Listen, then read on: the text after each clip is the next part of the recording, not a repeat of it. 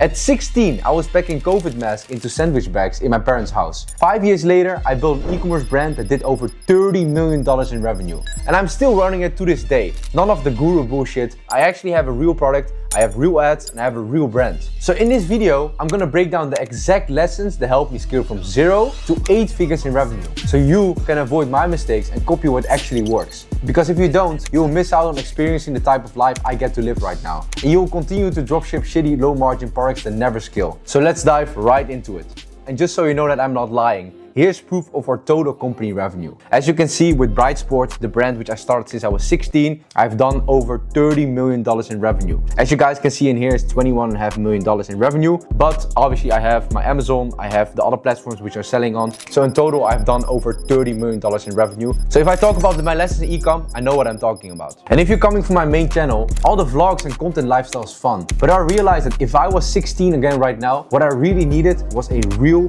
raw e-com game. I'm just gonna give you guys all the stuff I wish I had when I started. I'm not gonna fluff any bullshit. There's gonna be real free game for you guys. So lesson number 1, just start, even if it's ugly. Okay, when I was 15, probably like you watching right now, I was searching every single day how to make money online, and I stumbled across all kinds of different things. One guy was making money with dropshipping, one guy was doing agency, another guy was doing trading, crypto, whatever. But for me, what stood out was e-commerce. So what I started doing was literally selling fake AirPods on the Dutch eBay. But this ended up being a total failure. But it got me started into the e-com game. And that's what's most important. It led me down to the path of finding my $30 million product, which I'm gonna review soon to you guys. You might think you need the perfect product, you need the perfect site, you need the perfect images. And I wasted months myself trying to be perfect, before I even knew if people wanted it. But what I realized was that I had to start somewhere. And it didn't need to be perfect. And that was my first lesson. Realize everyone has their own journey, you just need to trust the process. And that mindset saved me when the next opportunity hit. Lesson 2, spot opportunity in chaos. And that next opportunity for me happened to be in one of the most crazy times in history. I think everyone experienced it in here. It was 2020 and I was just 15 years old. COVID had just hit and my best friend noticed that people were panic buying mouth masks. So I literally went to my local store in the Netherlands called Action. I bought all the mouth masks they had. I literally packed them into sandwich bags and I listed them on the Dutch Amazon called bol.com. And suddenly I went from broke to making my first real money. But the thing is, most people fail to spot the opportunity or the gap whenever the times are rough. You guys have to remember, when there's chaos in the market, there's also the time when there's the most opportunities. When there was COVID, I sold mouth masks. There was so many opportunities. I noticed that everyone started to buy online. Nobody could go to physical stores anymore. So I saw that gap and I filled it because there was a lot of demand for mouth masks and I was there to supply the demand. You guys have to look at the current circumstances in the world right now. What are the opportunities right now? Where is there a lot of demand? Because in chaos, there's a lot of opportunity. And most people were freaking out during COVID and I was in my room till 2 a.m. literally packing all the mouth masks in sandwich bags. And that's where I made my first money. That's when I learned money flows to those who act fastest when others are hesitating. And you can apply this to finding your own winning product. And that little bit of grind and hustle with the masks was the start of what led to my $30 million brand, Bright. And this second lesson is very important because I want you guys to understand it's about finding a specific gap or problem in the market that you can fill. You guys have to realize you can literally find products anywhere. You can find them on your desk. You can find them in your local Walmart. You can go to your local store. And nowadays you have Instagram, you have TikTok, you have Twitter, you have so many different social media platforms where there are millions of winners out there. And I haven't even spoken about all the product research methods that exist nowadays. If you guys want, I can do a deep dive about just product research in another video. Just comment down below if you guys want to see that. Okay, so maybe a little bit of an example. I have millions of other ways to do product research, but if I go to my screen right now, I am on TikTok. I am for sure 100% certain that all of you guys are on TikTok, probably scrolling a lot of brain rot, either getting me or a lot of other people on TikTok. I know there's a lot of brain rot in there, so be careful. But you can use this brain rot platform also to your advantage. For example, if I go to the search function, I can literally search TikTok made me buy it. Okay, I see this monkey, I always see her. It's fucking funny. Xing Xing, I think she's called. But anyways, if I press TikTok made me buy it, I'll find millions of products. I have no idea what this is.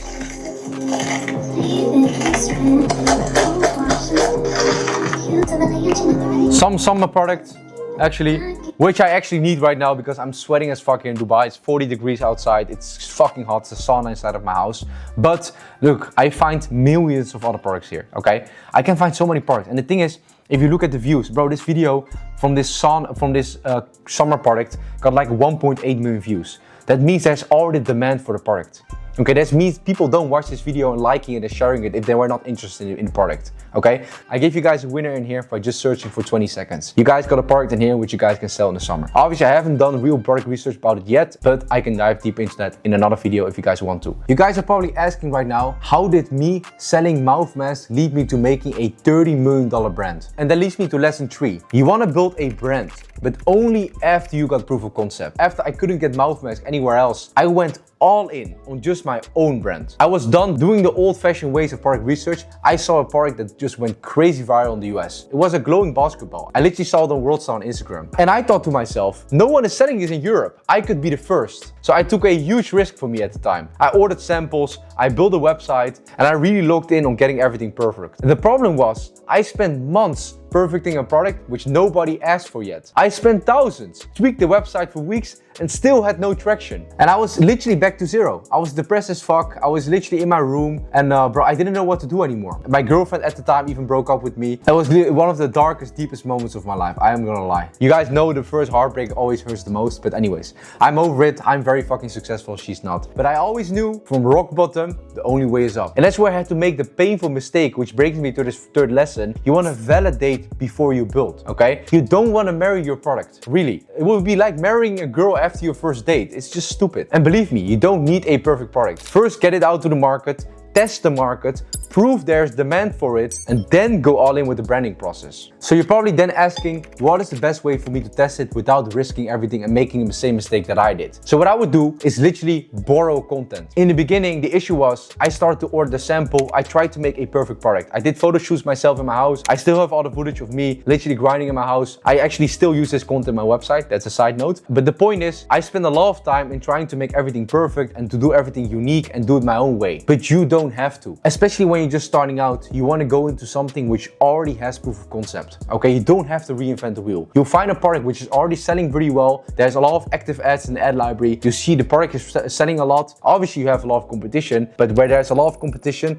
there's also a lot of demand. When you have a lot of competitors who are selling their product really well, just borrow that content for now, get it out to the market, so you haven't spent any money on your own content or doing your own photo shoots. Literally just rip content online, start running it, and then with that content you can see if your product works or doesn't work. Okay, you don't want to buy any stock yet. That's the last mistake you want to do. I started with buying stock. I made that mistake of getting my first 10 pieces in, then selling that 10 pieces, then buying another 20, then buy 30, buy 40, buy 50, you name it. I had to build up my capital like that, but you don't have to, because with the strategies nowadays I have a video about it on my main channel as well. You want to structure your supply chain in China so you don't have to buy any stock, and you can literally start branded dropshipping it first. Then after you've seen that the product actually works, go all in on it, because that's what's going to differentiate you from your competitors if you have your own content. But don't do your own content yet before you've actually seen that the product actually works and there's demand for your product. So for me, when I just started with Bright, the product didn't hit right away. Okay, so like I just said, I was in a very dark hole, and I just got a sudden inspiration and a divine hunch that I just needed to go back to the drawing board and try again, because I just believed so fully in the product that it had to fucking work. And also, of course, I spent already so much time on the website and the product, I couldn't go back anymore. Luckily for me, it worked out, but I didn't have to take that risk. So that brings me to lesson 4. Know your real customer, not just your audience. So one night, I just stared at my analytics and I thought, why is nobody buying my glowing balls? And then it clicked for me. I always thought that my customers were children. But the thing is, children don't have any credit card to buy anything. My real customers were parents. Parents were buying it for their kids. That's what my audience was. For all this time, I was targeting the wrong people. I was losing thousands. I was ready to quit, all because my angle was wrong and I targeted the wrong audience. So what was the solution that changed my life? I just changed the ad targeting. Instead of targeting randomly and let the algorithm do its thing, I only targeted moms and dads. And then boom, the best moment of my life, still to this date. I know I've had a great life, but that was still the best moment, to be honest. My very first sale. And little did I know that it eventually would lead to $30 million in sales. I still remember it like yesterday.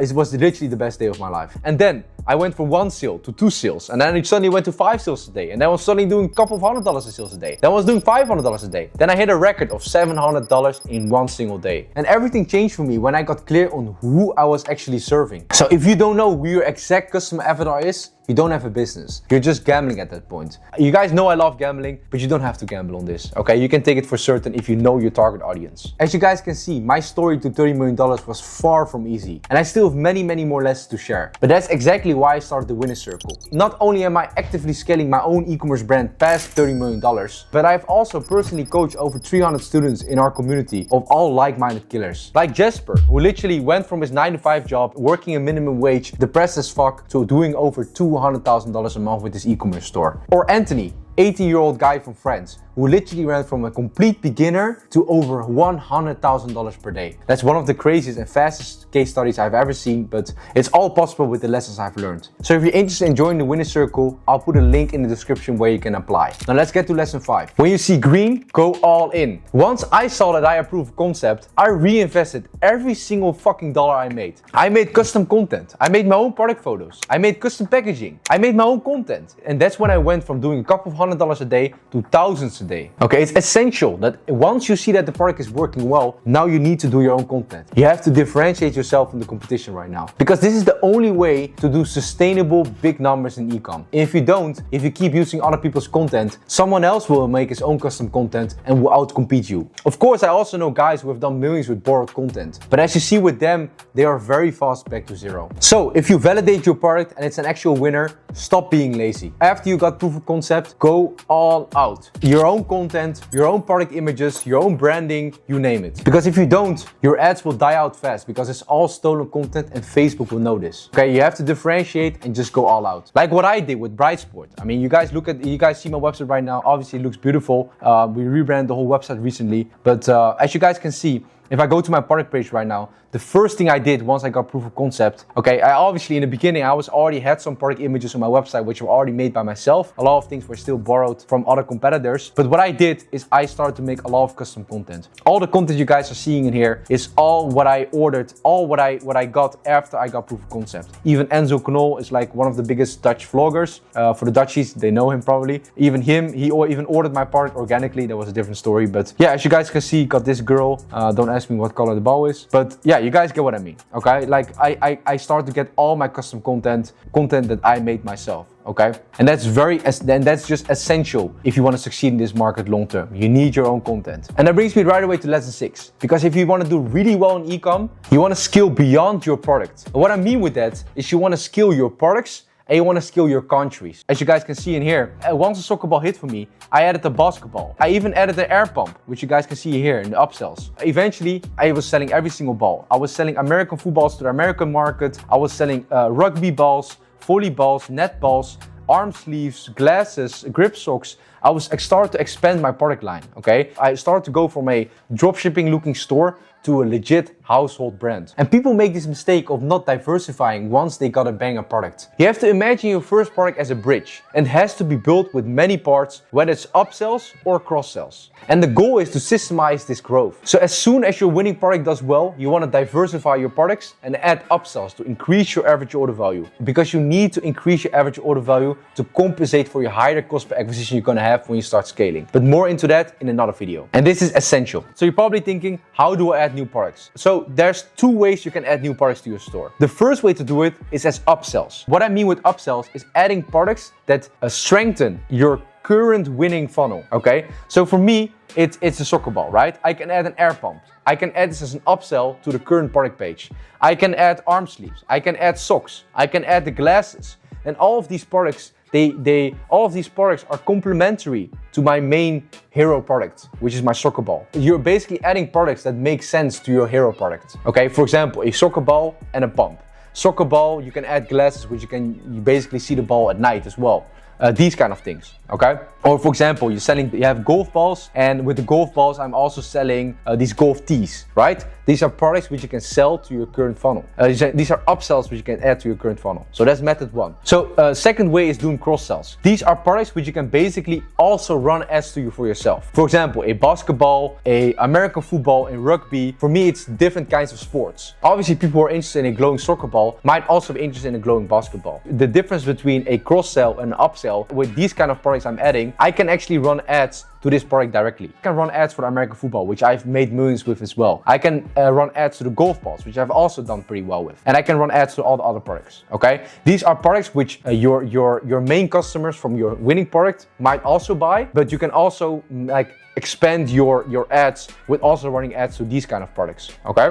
And I can open a whole new market. That brings me immediately to my second point, which is also very important to keep scaling, and that's by expanding your countries. Every single year in business, I scale to a new country, okay? I started in the Netherlands and Belgium in 2020. Then in 2021, I went into Germany, I went to France, I went into Scandinavia. Then in 2022, when I really started to blow up, was when I added UK and USA. And then 2023, I added Australia and Brazil, a lot of other countries, Saudi Arabia even. I've sold every single country that's on the map, okay? If you guys want to know a country, how it does, what the payment methods are, send me a DM on Instagram, I can probably answer it because I've literally sold in every single country. I even paired this with selling products which are relevant to the specific country. For example, when I scaled to the USA, I added the American football, which itself was obviously fitted to the market. Same with the basketball because you have the NBA there and the NFL. And obviously I did very well with these products. If you guys want me to do a deep dive, how you can actually expand your target market and go into more countries, let me know and I'm gonna do a separate video about that as well. But it's essential that you expand your target market, okay? If you're crushing it in one market, for example, you're crushing it in the Netherlands, you wanna expand to Germany because there's a high likelihood that if you're crushing it in one country, you will also be crushing it in other countries. This is essential. You guys have to realize it's pretty logical.